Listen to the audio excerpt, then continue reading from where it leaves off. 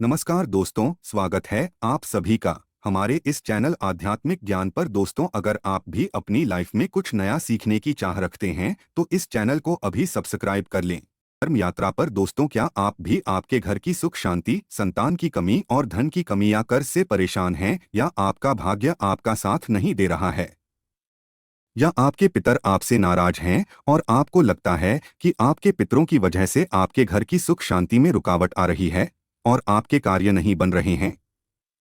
तो इस बार के पितृपक्ष श्राद्ध में काले तिल से जुड़ा यह आसान और असरदार अचूक उपाय यदि आप कर लेते हैं तो आपकी सोई किस्मत चमक जाएगी और आपकी जिंदगी के हर रास्ते खुल जाएंगे और पितरों से जुड़ी जो भी समस्या है वो मात्र इस एक उपाय से हल हो जाएगी और आपको धनवान मालामाल होने से कोई नहीं रोक सकता और आपकी जो भी मनोकामना है वो भी पूरी हो जाएगी।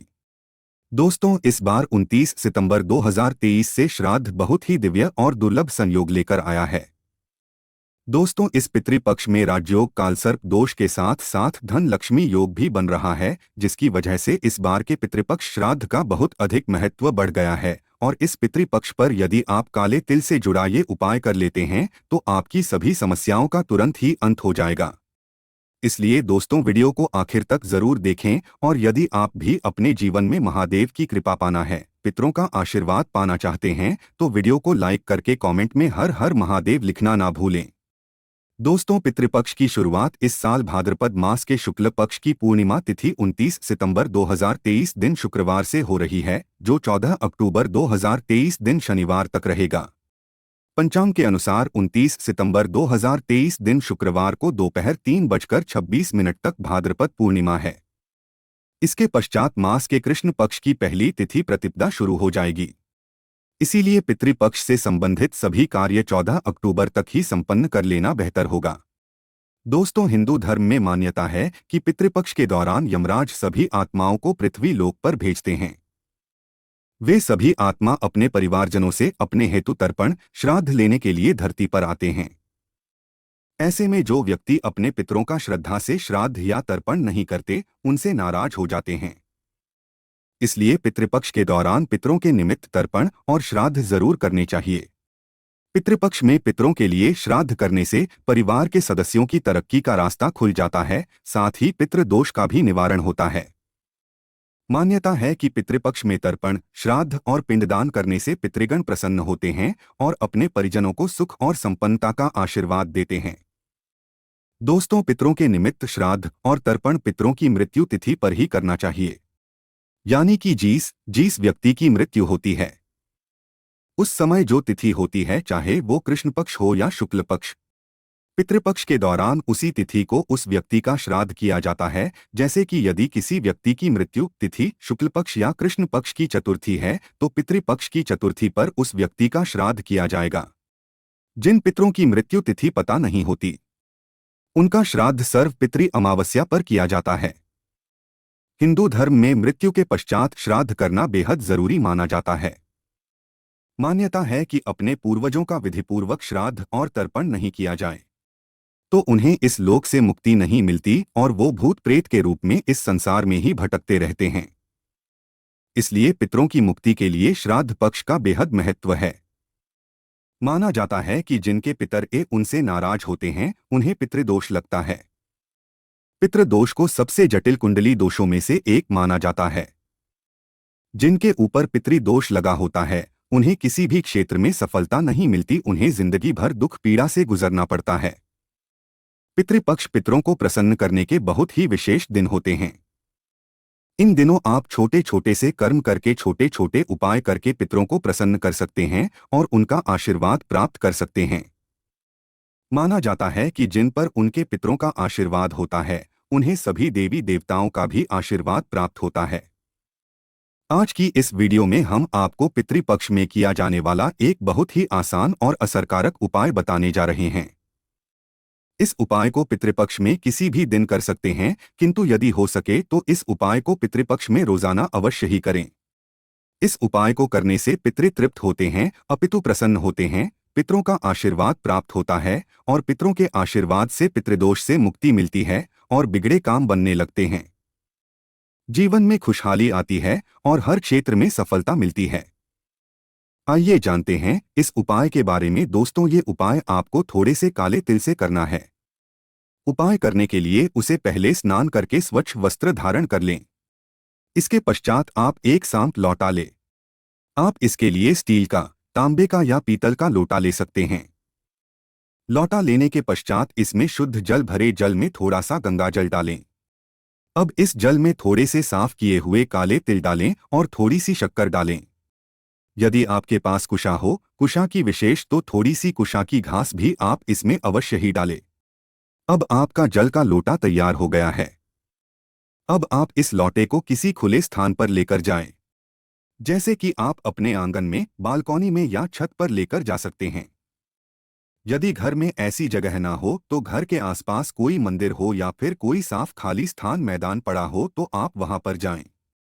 खुले स्थान पर पहुंचने के पश्चात अब आप दक्षिण दिशा की तरफ यानी कि साउथ की तरफ मुंह करके खड़े हो जाएं।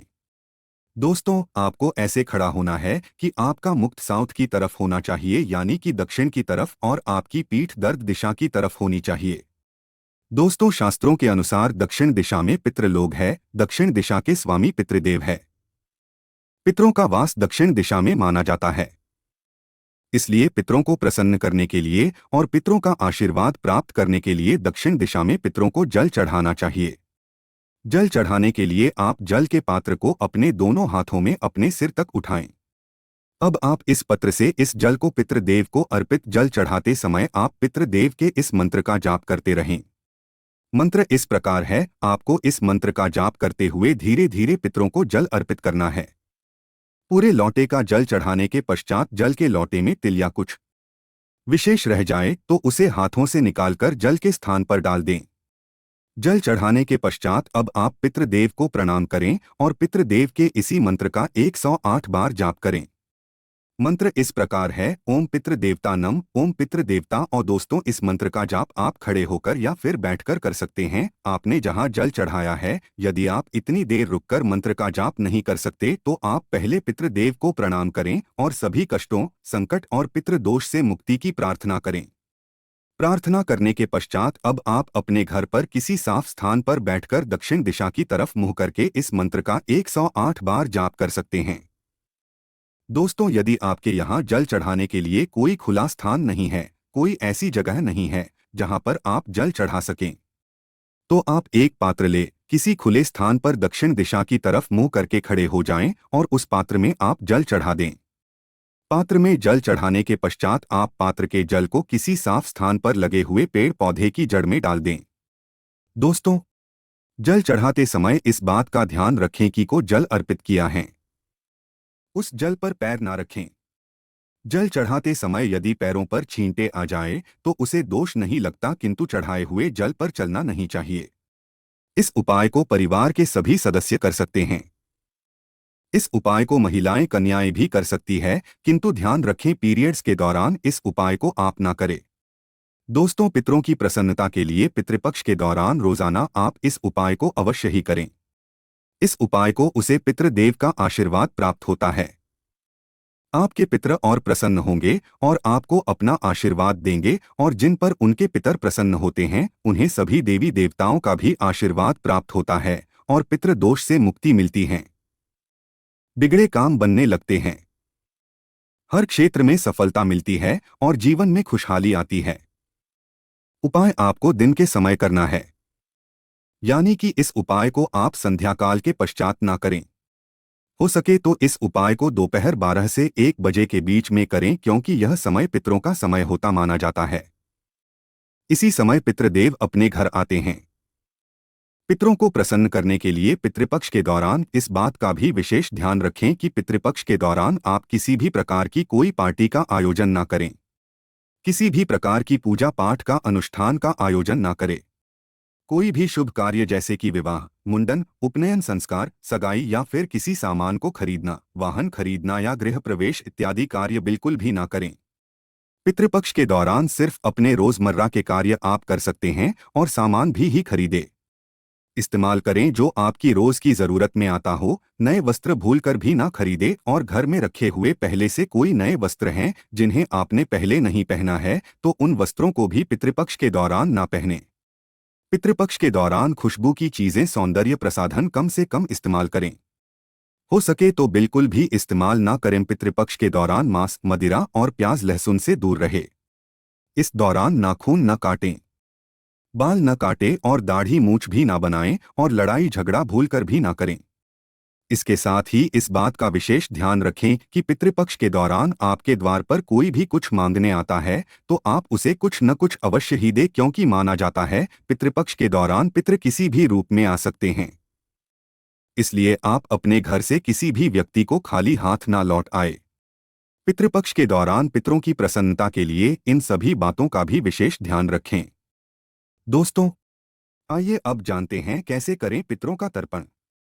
हर साल पितरों को समर्पित एक निश्चित समय अवधि में पूर्वजों का तर्पण किया जाता है।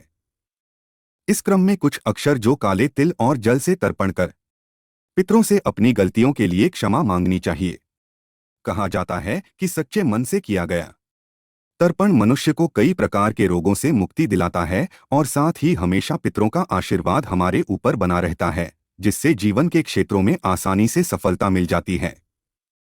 इस अवधि में पितरों की आत्मा की शांति के लिए यथासंभव दान करना चाहिए। इस पूरे अवधि में हमें इस बात का विशेष रूप से ध्यान रखनी चाहिए। पितृपक्ष के दौरान बाल व दाढ़ी नहीं कटवाना चाहिए। घर में सात्विक भोजन ग्रहण करना चाहिए। आपको इस पूरे समय अवधि में किसी भी प्रकार की तामसिक भोजन जैसे मांस, मछली, मदिरा आदि का सेवन से बचना चाहिए। या तर्पण करने से न केवल हमें पितरों का आशीर्वाद प्राप्त होता है, बल्कि हमारे जीवन से पितृ दोष से भी मुक्ति मिलती है। इसके साथ ही पितरों की आत्मा को शांति मिलेगी, किंतु इसके लिए सही विधि मालूम होना बेहद जरूरी होता है। तो ऐसे में आइए जानते हैं क्या है तर्पण की सही विधि। जिस तिथि को आपके माता पिता, दादा दादी या परिवार के किसी सदस्य की मृत्यु हुई हो, उस तिथि पर ही उस व्यक्ति का तर्पण या श्राद्ध करना चाहिए। इसके लिए आपको अक्षत, जौ और काला तिल का उपयोग करना चाहिए। तर्पण करने के पश्चात पितरों से प्रार्थना करनी चाहिए ताकि वे संतुष्ट होकर आपको खुशहाल रहने का आशीर्वाद दें। जब आप देवताओं के लिए तर्पण करें तो उस समय आपका मुख पूर्व दिशा की ओर होनी चाहिए, साथ ही आपके हाथ में और अक्षत भी होनी चाहिए। देवताओं के लिए तर्पण करने के पश्चात जौ और लेकर राशियों के लिए तर्पण करें। इसके पश्चात दक्षिण दिशा की ओर अपना मुख कर लें, जो ओर से मानव तर्पण करें। सबसे अंत में दक्षिण दिशा में मुख कर ले और काले तिल व कुश से पितरों का तर्पण करें। दोस्तों, हमें पितृपक्ष में श्राद्ध कर्म करते समय पूजन सामग्री में विशेष रूप से रोली, सिंदूर, छोटी सुपारी, रक्षा सूत्र, चावल, जनेऊ, कपूर, हल्दी, देसी घी, माचिस, शहद, काली तिल, तुलसी के पत्ते, पान, जो हवन सामग्री, गुण, मिट्टी, दिया, कपास, अगरबत्ती, दही, जौ का आटा, गंगाजल, खजूर इत्यादि चीजों को अवश्य करनी चाहिए। पितृपक्ष में इन सामग्री को पूजन में शामिल करने से पितृ प्रसन्न हो जाते हैं। दोस्तों, शास्त्रों के अनुसार पितृपक्ष में स्नान, दान, पिंडदान और तर्पण करने से पितरों की आत्मा को शांति मिलती है। माना जाता है कि इस दौरान यदि हम गरीब, असहाय या किसी ब्राह्मण को दान करते हैं तो पितरों को इस 84 लाख योनियों से मुक्ति मिलती है। कहा जाता है कि पितृपक्ष के इस समय में पितृ यमलोक से धरती पर आते हैं और अपने वंशजों आशीर्वाद देकर यमलोक चले जाते हैं। तो ऐसे में आइए जान लेते हैं कि हमें किन किन चीजों का दान करना चाहिए। हिंदू धर्म में दान करने का सबसे पुण्य कार्य बताया गया है। पितृपक्ष की अवधि में गौ दान को सबसे श्रेष्ठ दान माना जाता है। मान्यता है कि गौ माता का दान करने से व्यक्ति को सुख समृद्धि का आशीर्वाद प्राप्त होता है और पितरों को श्री हरि के चरणों में स्थान प्राप्त होता है। इसीलिए आप इस दौरान गौ का दान भी करें। इस दौरान आप गुड़ का भी दान कर सकते हैं। ऐसा करने से पारिवारिक जीवन में मिठास आती है और पूर्वजों का आशीर्वाद बना रहता है, जिससे कई प्रकार की समस्याएं भी दूर हो जाती हैं। साथ ही आपको मानसिक तनाव से भी मुक्ति मिलती है। श्राद्ध पक्ष के दौरान गाय के घी का दान भी सबसे शुद्ध माना जाता है। ऐसा करने से सुख समृद्धि की प्राप्ति होती है। इसके साथ ही जिन जातकों की कुंडली में पितृ दोष हैं, उन्हें भी विशेष लाभ प्राप्त होता है। पितृपक्ष में सफेद चावल और काले तिल का विशेष प्रयोग किया जाता है। इसलिए किसी भी जरूरतमंद व्यक्ति को पितृपक्ष की अवधि में गेहूं, चावल अथवा तिल का दान अवश्य करनी चाहिए। ऐसा करने से पितृदोष समाप्त होता है। इसके साथ ही विभिन्न प्रकार के कार्यों में सफलता मिलती है। धार्मिक मान्यताओं के अनुसार पितृपक्ष के दौरान स्वर्ण दान को बहुत ही लाभकारी माना जाता है, इसलिए सामर्थ्य अनुसार किसी भी व्यक्ति को दान कर सकते हैं। ऐसा करने से पारिवारिक जीवन में उत्पन्न हो रहा विवाद दूर होता है। तो दोस्तों, आशा करते हैं पितृपक्ष से जुड़ी ये सभी जानकारी आपको पसंद आई होगी। आशा है कि आज की इस प्रस्तुति में बताई गई जानकारी आपको अच्छे से समझ आ गई होगी। वीडियो अच्छा लगा हो तो एक लाइक अवश्य कर दें। धन्यवाद वीडियो के अंत तक बने रहने के लिए।